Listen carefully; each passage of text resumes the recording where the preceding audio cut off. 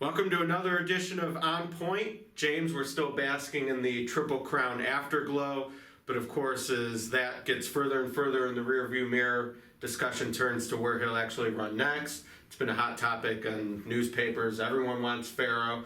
$2 million Canterbury Park purse, probably not going to happen. Haskell more likely. Delmar maybe making a power play. How do you see things shaking out? Well, I do think that the Haskell's the next logical race. You know, they live in New Jersey, the Zayats do, and they'd like to run him there. I thought that the Joe Harper Delmar proposal, $5 million, it was interesting because it was along the lines of running the Pacific Classic and a race at Santa Anita in the fall. Right. And those races could be part of his schedule anyway, and he could still run in the Haskell. Right. So, I mean, that deal didn't seem to have any bearing upon the Haskell in late July being his next race. Well, first Sunday of August, but Okay. yeah. I mean, I agree. I mean, the thing I would say with the California thing is if he does go to the Haskell, I would think that rule it out with just 20 days rest between that and the Pacific Classic.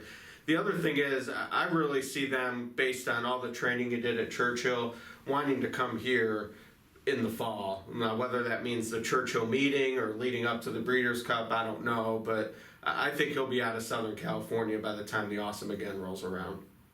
Yeah, I mean, I could see what your point exactly. I mean, I think the idea of like getting him early to Kentucky and training him at Churchill Downs before he arrives at Keeneland is going to be, is a good bet because, like you said, I think he said he's been there for the better part of the last 60 some days. Right. So he obviously loves it there, thrives at Churchill Downs. So.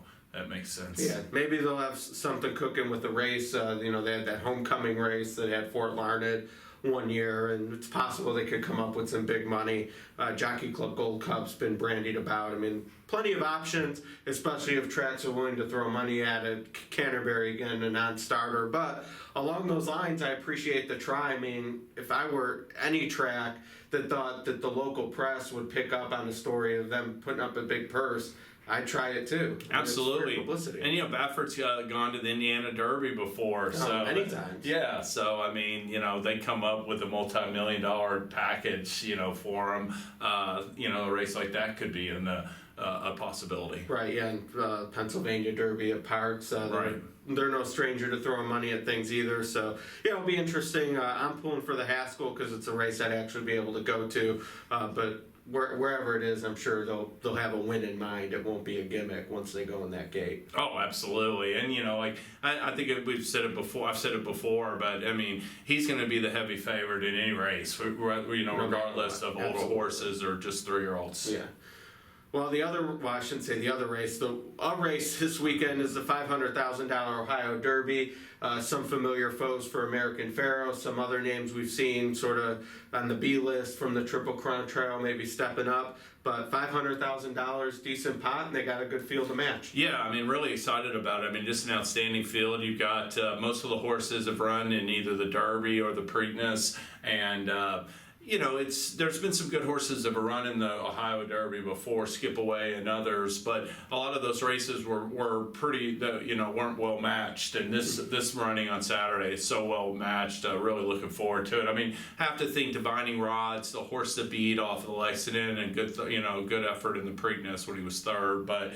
It's not going to be easy for him. There's a lot of capable challengers. Yeah, Mr. Z is the lone E, so I'm sure I'll land on him again.